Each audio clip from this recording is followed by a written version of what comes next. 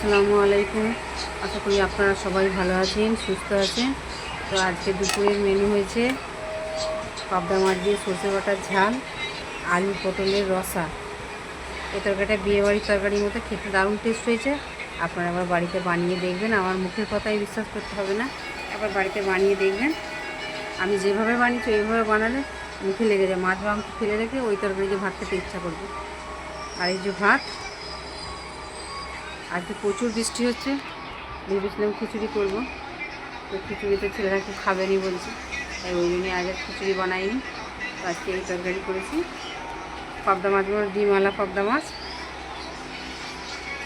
তো পাবদা মাছ দিয়ে সর্ষে বাটা ঝাল, এই তরকারি দিয়ে আজকে দুপুরবেলার মেনু।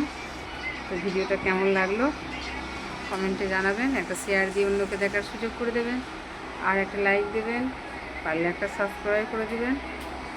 ভালো থাকবেন, সুস্থ থাকবেন, আমার জন্য দোয়া করবেন, আমাকে সাপোর্ট করবেন।